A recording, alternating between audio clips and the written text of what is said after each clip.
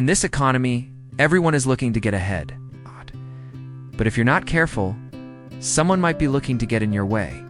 Coming soon to an empty road near you, the sun beats down on a vast desert highway. Heat shimmers off the endless ribbon of asphalt. In the distance, a truck rumbles past, kicking up a small dust cloud. His worn clothes and calloused hands betray a life of hard work. A toolbox rattles in the back seat. He hums a traditional tune, tired but at peace. The stranger is wearing a biker jacket. Emblazoned across the back is a symbol that Sami instantly recognizes. His face is hidden behind a black leather helmet. You came back to finish the job? The emblem of a group known for harassing immigrants? Up close, though, it's eerily silent. Don't be scared, Habibi. I won't hurt you. He takes a step forward, and Sami instinctively takes a step back. The man leans closer, his voice dropping to a low growl. Come on, Habibi. Don't be a chicken. On the other, his truck, his only possession, his only means of survival. He may have been a refugee once, but he's a mechanic now. It's what he does. If he leaves, where will he go? Who will protect him? Stay away from my tools, he says, his voice hoarse from disuse. Why don't you help me fix my bike? You seem like a nice Arab fella. I'm sure we could use your help. With each passing minute, the man's laughter fades, replaced by the rhythmic clang of his hammer. The bike is good as new, he thinks. Blood soaks his elbow. His torn jeans reveal dirt-caked legs. Swami slows down instinctively. He stops, gets out, and walks closer. He looks down at the toolbox in his hands, then back at the man. He watches as the man turns the engine over, the sound echoing his own triumph. Some roads are long, some roads are hot, and some roads test your heart more than your tires. Thank you, Habibi, he says, his voice surprisingly gentle. You have a gift. You should be proud. Inside a small, beat-up pickup truck, Sami, a young Arab mechanic in his 30s, drives in silence. On the side of the road, a man slumps against a broken-down motorcycle. You can feel his heart pounding in his chest, each thud echoing the rev of a motorcycle engine. Fear, adrenaline, all the negative emotions from the last 10 years come flooding back. Then he freezes. You fixed it, ya Habibi, the man says, lifting his head. Back then, he was just a boy trying to make a better life for himself. As he does, the man disappears into the setting sun, leaving Sami alone on the road with a newfound sense of confidence and a battered leather helmet in his hands. All he had was his father's beat-up truck and his knowledge of engines. Sami doesn't reply. He takes a step back, then another. When he first arrived in this country, roads like these were his worst nightmare. The man coughs, drawing his attention back to the present. Sami shakes his head, his throat too dry to speak. Don't you want to help an old biker out? Sami feels trapped. On one side, the broken-down bike and injured man. Then he remembers who he is. He reaches out a hand, palm open, a universal sign of peace. The man laughs, a deep rumbling sound that echoes across the desert. That's the spirit, Habibi. Now let's get to work. As the sun begins its slow descent, Sami works feverishly. For Sami, it's not just about fixing the bike. It's about reclaiming his dignity, proving that he's more than his past. Finally, as the last rays of sunlight paint the sky in hues of orange and purple, Sami steps back to admire his handiwork. The man runs a hand down his leather jacket, his fingers lingering on the symbol that once struck fear in Sami's heart. Sami nods, unable to speak. One last thing, the man says, removing his helmet. He offers it to Sami. Here, take this. Confused, Sami hesitantly reaches out and takes the helmet.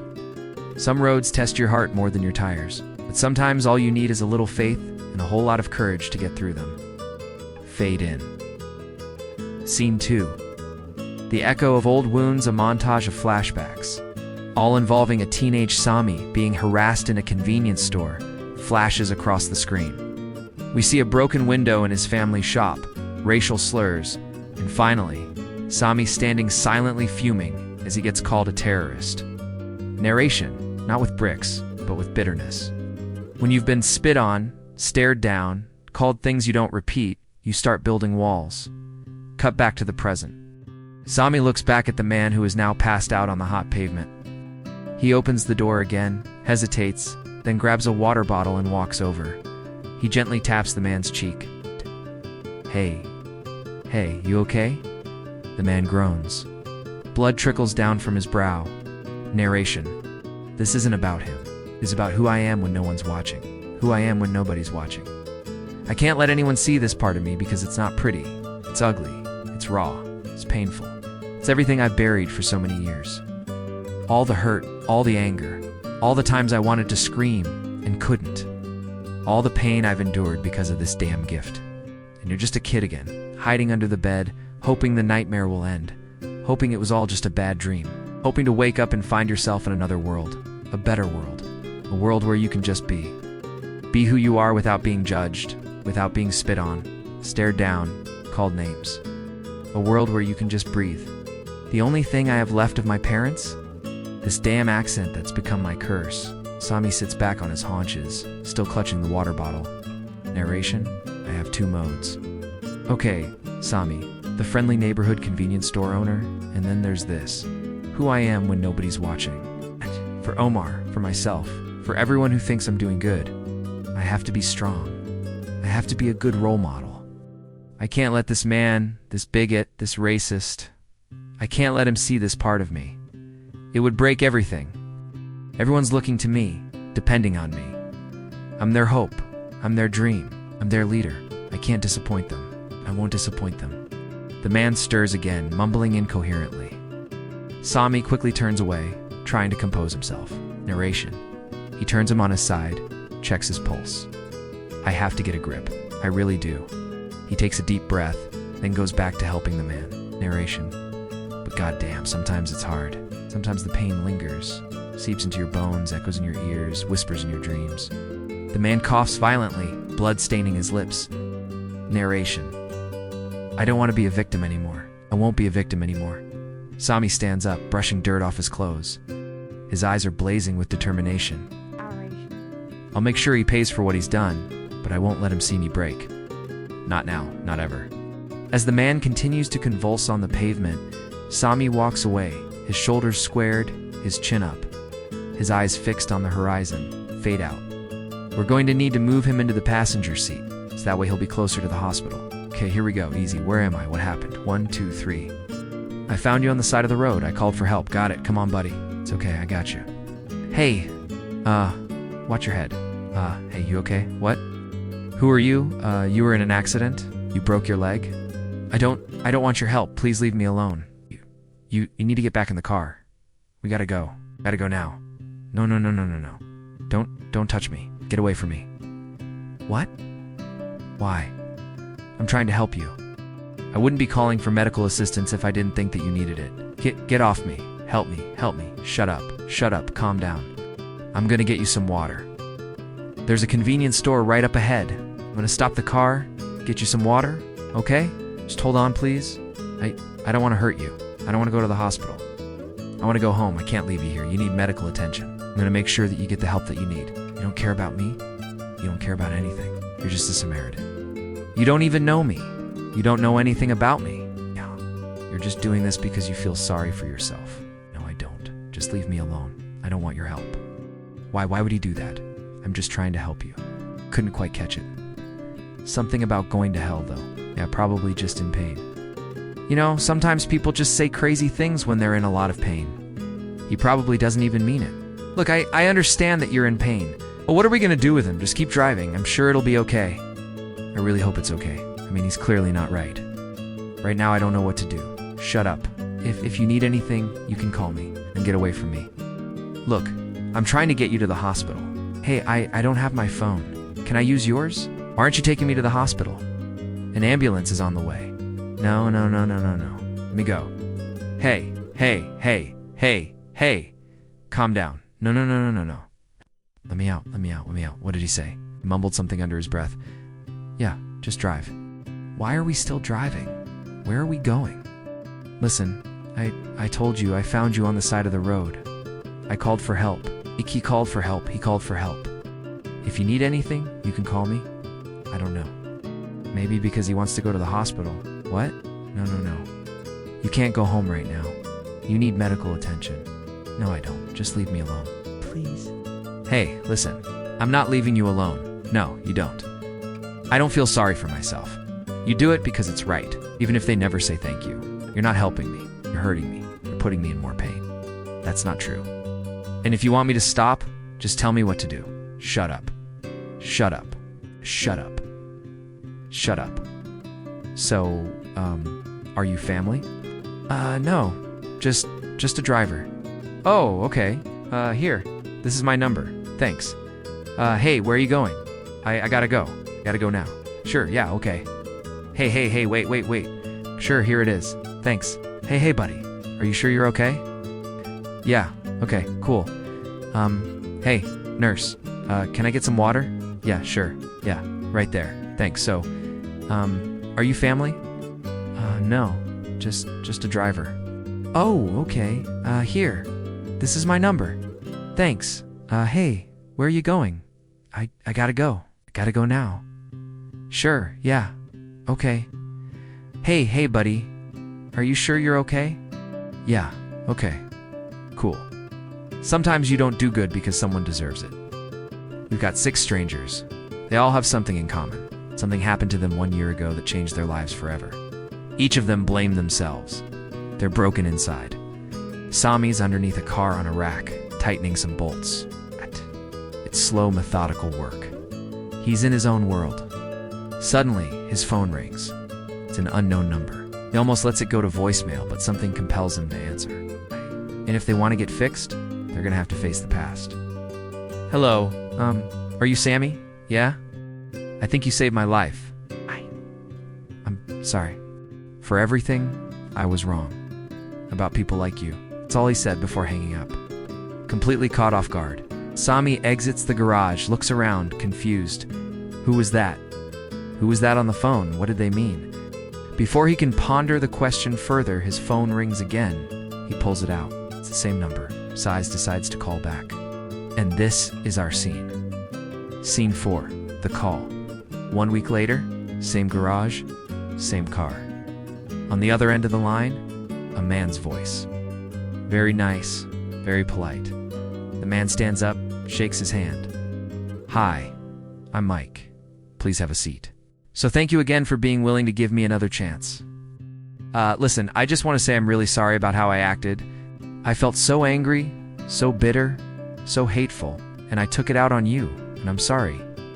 It's really fine. You don't have to apologize. No, I do. I was out of line.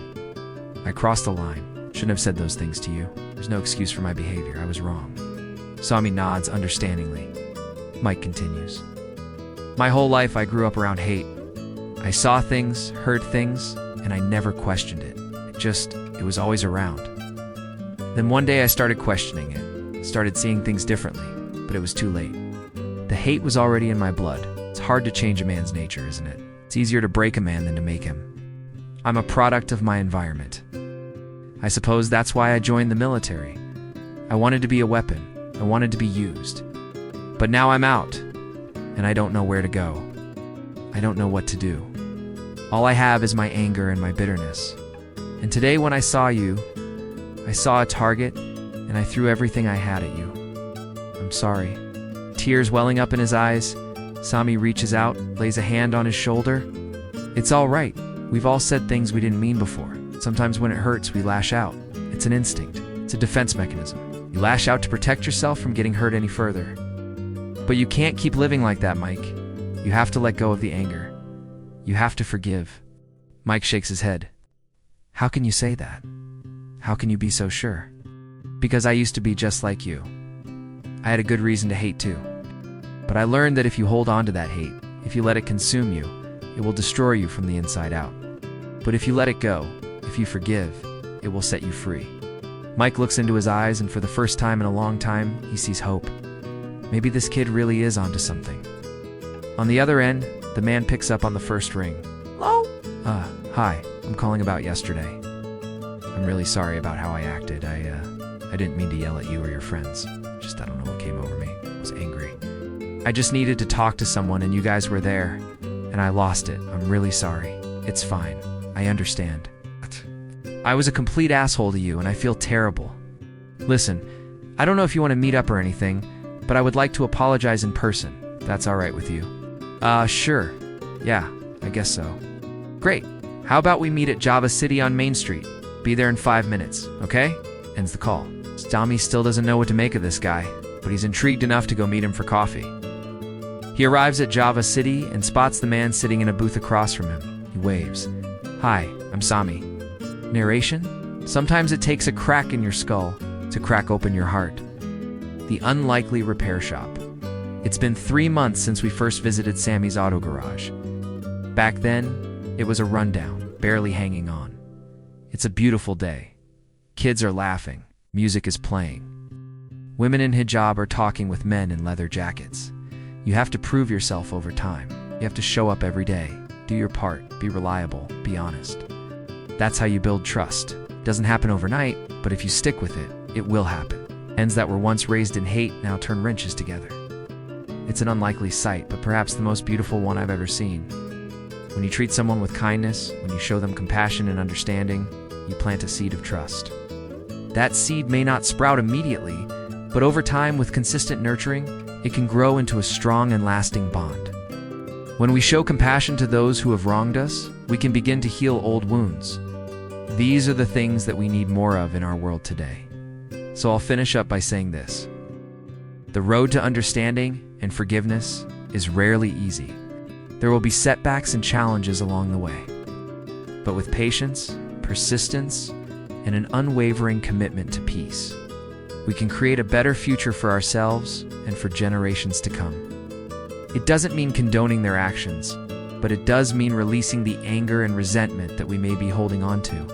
This can be a long and difficult process, but with each act of kindness, we take another step towards freedom. What if you put your trust in the wrong person? By treating others with warmth and respect, we open the door for meaningful connections to develop, fostering a sense of belonging and support. Sami thought about this for a second, and you have to take responsibility and fix it. It's not always easy, but you have to be willing to do whatever it takes. Because the alternative, keeping the same anger and hatred going, that's not an option. We have to try something different. We have to try understanding, forgiveness, and peace. But Sami had a dream to make it more than just a shop, to create a place where people could come to learn about cars and maybe even find a new career path. Mike, a retired mechanic with a troubled past, was hired on to help him. And somehow they made it work, turning old tires into playground equipment and filling the garage with tools and with peace. And this weekend, they're holding their first ever free repairs day. It's offering free car maintenance and repairs to low-income families. I asked Sami, "How is this working? How can you trust them?" He looked at me and smiled. Trust is earned, not given. So I thought about that for a second and I said, well, that sounds great, but what happens when someone screws up? I'm watching these strangers become friends. I see the smiles and hear the laughter, but I also notice a deep sadness in some of their eyes. A sadness that no amount of tinkering or fixing can take away. It's the heavy burden of their past, the mistakes they've made, the pain they've caused, the lives that have been broken. But here's the thing. While kindness doesn't erase the past, it plants something deeper, something that has the potential to grow into something powerful. Trust, friendship. When we reach out to others in need, offering a helping hand or a listening ear, we create opportunities for friendship, forgiveness. Perhaps most importantly, when we practice kindness, we pave the way for forgiveness. These are the things that we're after in this series: connection, understanding, empathy, forgiveness. The wind was cold, but not nearly as cold as the stares that pierced through Sami's skin like shards of ice. Each step he took away from the truck, deeper he walked into town, the more whispers followed. Look at him. He's just like his father. What a waste of a good German boy. Probably doesn't even know the truth. Truth. What did that even mean? Since the day he could remember, Sami had heard those words. All the townspeople's words. They were like stones in his heart. He passed by the old garage where his father used to fix tractors.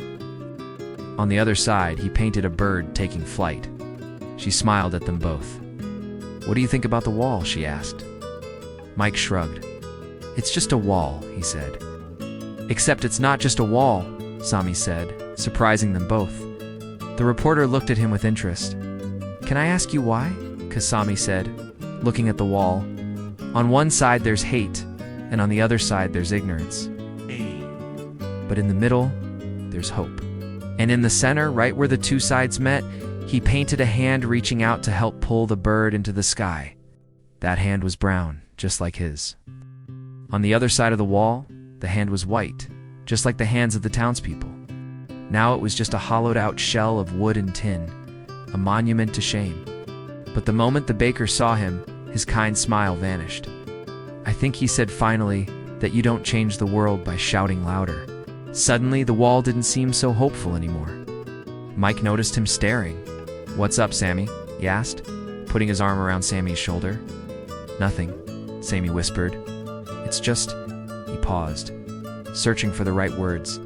"It's just that now everyone will see what we did." "And that's a bad thing?" Mike asked. "No," Sammy said, smiling sadly. "It's a good thing, but they won't understand." Mike squeezed his shoulder in understanding. "You change it by stopping on the road, even if no one else will." The reporter smiled and scribbled something down in her notepad. "That's perfect," she said. "Thank you both. I'll put it in the community page." "Get out," the baker said, his voice shaking with anger. "Don't ever come back here." Sammy turned around and walked away. Yet Mike treated him not like a monster, but like a friend. And one day, Mike did something that made Sammy feel less alone. His dad had been a mechanic here, a good one, too honest and hardworking. But then his dad had become an enemy. His mom, with her warm apple pie and gentle touch, she had shielded him from the worst of it, shielding him with her body and her love until she couldn't anymore. Then the stones started rolling. It was easier for Sammy to let the stones gather in his heart than to ask questions he didn't want the answers to. He stopped in front of the bakery, the smell of fresh bread making his stomach rumble. His mother had told him stories about the past, about their lives before, but those memories were as hazy in his mind as an old photograph. Then he met Mike. At first glance, Mike was everything Sammy wasn't. Where Sammy was quiet, Mike was loud. Where Sammy was shy, Mike was outgoing. He went to the wall that separated their house from the town and painted on it. Day after day, the wall became a window. Sammy watched as Mike put paint on the hard, cold surface, covering the ugly graffiti with beautiful colors. When Mike was done, the wall still stood, but it no longer separated or divided. It connected.